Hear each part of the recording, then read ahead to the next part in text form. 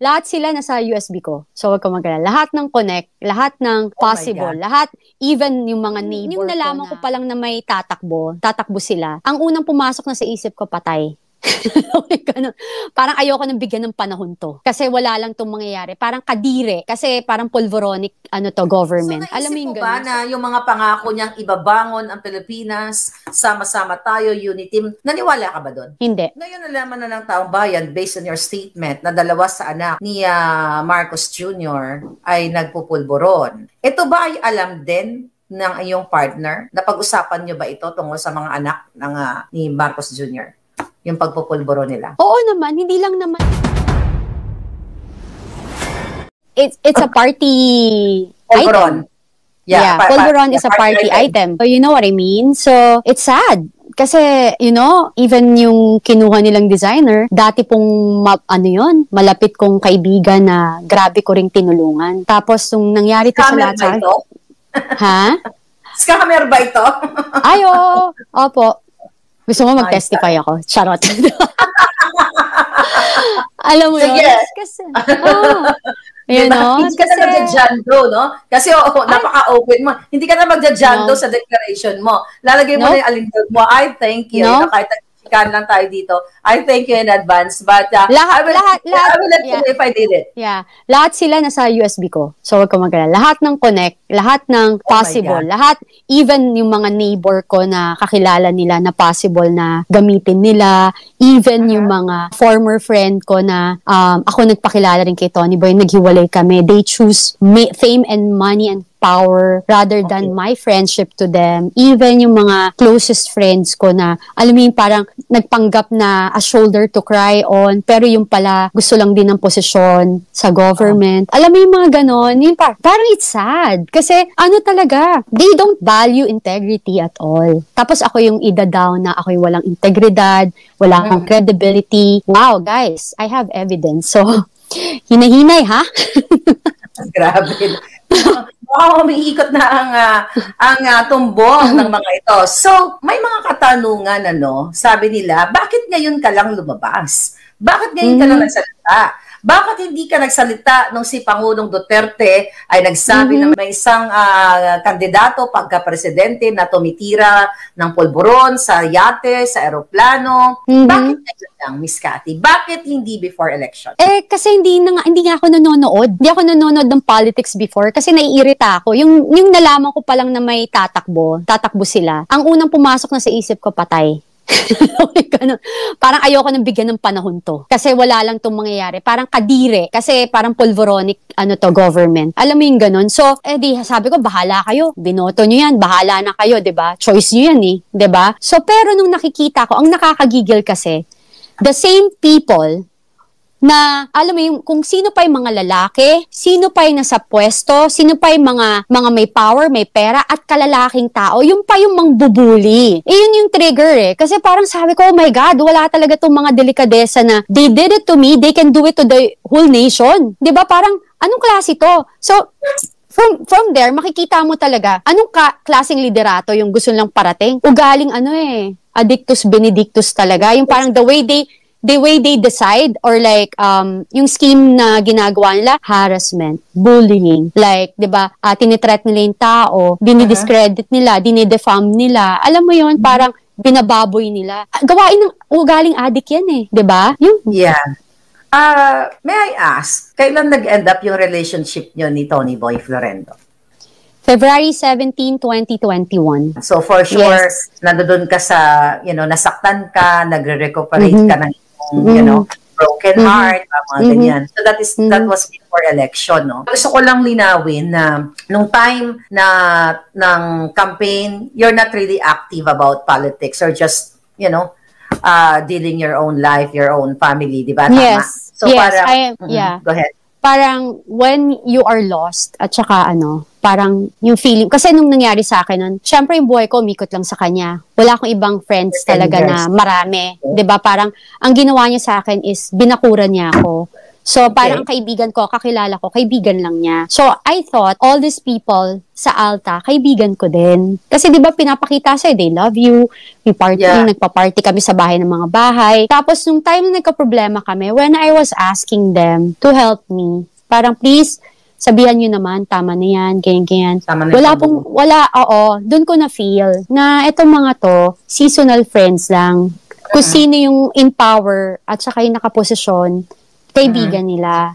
You know, yun, at saka, yung parang nananahimik na ako, direct pa akong iihit. Pagtatawanan ako, to the point na may mga nakakasama sila napagod na sa kanila, na, huy, tama na, kasi wala naman dito si Cathy. Bakit ginaganyan nyo? Meron pang isa doon, huy, di ba tinulungan ka ni Cathy? Bakit ganyan? Ang daming sinasabing bad, to the point na galit na yung kaibigan ko. Kasi lumalabas sila together. Alam mo yun? Kaya yun. Parang ako, all this time, ang ginagawa ko lang, wala kang matakbuhan, tinakbuhan ko lang Diyos. Kasi wala eh. Alam mo yung parang, di ba sabi nga, nakakalungkot pero palaging huli mong tinatakbuhan ng Diyos. Pag kunwari, naglasing ka na, ginawa mo na lahat, pero ang Diyos pa rin talaga, iba yung binibigay na peace sa'yo eh. Alam mo yon, yung katahimikan ng puso mo, ng isipan mo, yung confident na ibibigay sa'yo, pag malapit ka na sa Kanya, hindi matitinag eh. Parang buong-buo ka. Parang you feel free. Yung parang buong-buo yung pagkatao mo pag talagang sinurrender mo yung buhay mo sa Panginoon. Campaign period. For syempre nakikita mo dahil nangangampanya sila, di ba? Kinala mo sila, personal, inabutan ka nga, inalo ka nga, ni Lisa, Pulburon. Tapos, alam mo, dahil, sa 10 years kayo magkarelasyon ni TBF, na pag-uusapan nyo, sabi ni TBF, hindi siya pwede maging presidente, kasi nga, katulad niya, pareho silang Pulburon, at hindi reliable na makapag-desisyon ng tama. Umasa ka ba, katulad ko, dahil ako naman, wala akong personal knowledge about sa mga na-reveal mo ngayon, at in the past, actually, nung time na yun, pinagtatanggol pa siya, dahil as a supporter, nasasaktan ako nung binanggit ni Pangulong Duterte yon, kasi I don't know anything about the Pulburonic activity. Umasa ka ba somehow sa sinabi ni... Oh, by the way, binoto mo ba siya? Si Marcos? Hindi ako bumoto. Okay. Hindi ako bumoto. Clear tayo dyan. Clear tayo dyan. Hindi ako bumoto. Okay. So, naisip mo ba na yung mga pangako niyang ibabangon ang Pilipinas, sama-sama tayo, unity, naniwala ka ba doon? Hindi. Hindi talaga. Kasi sabi ko nga sa'yo, kapag... Kaya tayo nagkakilala. Sana punyeta. So, hindi, kasi nga, alam ko kung sino yung magiging parte, yung sa paligid niya. So, alam ko talaga. Actually, yung parang nasad nga ako na naging ka-team niya, si BP. Kasi kitang-kita ako doon yung paggamit. Kasi nagamit din naman ako, di ba? So, kitang-kita. Alam mo, you can see through. Parang parang spiritual. Alam mo yung kitang-kita mo, yung kaluluwa, kung ano yung movement. In your case, kasi nakita mo, ng dalawang mata mo, nakasalamuha mo sila, so ibang level yung experience mo at yung nasaksihan mo, ika nga. At saka nagkikwentuhan yan sila eh, 'di ba? As a guy, pag nagkikwentuhan sila how they move, ano yung galawan nila, alam mo yun, naririnig mo. Kaya parang oh my God, ano ba to? Parang sad, pero hindi po talaga. Look at what's happening now. So, sabi ko, hindi ako boboto talaga. Bumoto lang ako before kasi nung tumakbo hindi nga ako botante, alam mo ba? Bumoto lang ako nung tumakbo si Tony Boy at saka yung si Digong, yung time na yun. Doon lang ako nagparehistro. Wow! Alam mo, ang daming gano'n, nagparehistro because of PRRD. Yeah, kasi, eto na nga, parang may kanya-kanya naman tayong opinion tsaka paniniwala sa politics. Pero kasi, iba yung pag nakikita mo, meron talagang, may liderato. Alam mo yung talagang alam mong paglalaban yung bayan. Ganun lang. Yun yung time na yun yung paniniwala ko eh. 'Di ba? Yun. Ngayon nalaman na ng taong bayan based on your statement na dalawa sa anak ni Marcos Jr. ay nagpupulburon. Ito ba ay alam din ng iyong partner? Napag-usapan niyo ba ito tungkol sa mga anak ni Marcos Jr.? Yung pagpupulburon nila? Oo naman. Hindi lang naman yun eh. Marami pang yung mga kaibigan nila na tinotolerate yung mga kids nila na gumamit. Alam mo yun? So, pinag-usapan, 'di ba? Most of them kasi parang normal. It's sad. Kasi nga, alam mo, ito yung sad. Kasi ang justification nila with polvoron, it's natural. Grabe, no? Parang it's natural. It's like, it's like alcohol. Kasi alcohol, parang social drinking lang. Pero hindi nila alam, mas addicting pa nga yung alcohol. Kasi nga, parang siya, pwede siya sa tao, 'di ba? Parang binibenta siya publicly and everything. Legal siya, 'di ba? It's legal, yeah. Oh, so ganun din sila sa polvoron. Parang it's okay, it's natural. Pero alam mo 'yun, may natural ba na grabe hanggang pagtanda mo tapos nagpaparehab ka kung saan-saan, 'di ba? Sad.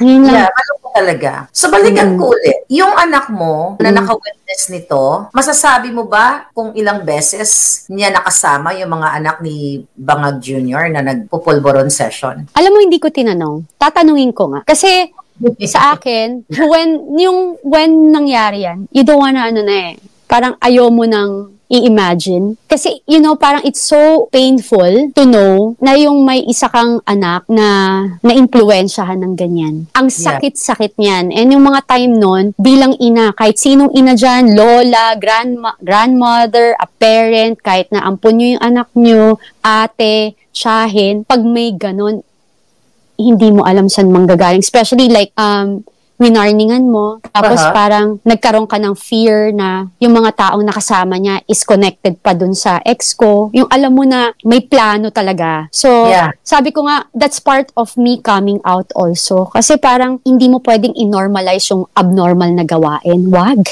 Hindi natin pwedeng i-tolerate yun. And bilang magulang, dapat talaga hindi mo tinotolerate. Yun po. Maliban sa anak ng presidente, ng Marcos Jr., mga anak, may mga iba pa bang politiko, anak ng senador, ng kongresista, na nakakasama doon sa session, doon sa anak mo na naikwento siyang ibang personalidad na coming from the senator, from Senate and Congress? Marami. At saka kahit ako naman may mga alam ako. So, alam mo yon. Pero, sabi ko nga, di ba, Maharlika, ganito lang yan. As long na hindi ka nakaupo sa kabinete or sa government, bahala kayo sa buhay nyo. Pero kapag ibang usapan na, kapag ang ating mga government official ay nakaupo at ginagawa to, hindi yan yung magkakaroon ng normal mindset. Diba? Nagiging narcissist. Nagkakaroon ng criminal minds. Running. Alam mo yon, parang kaya yung decision making nila galit agad.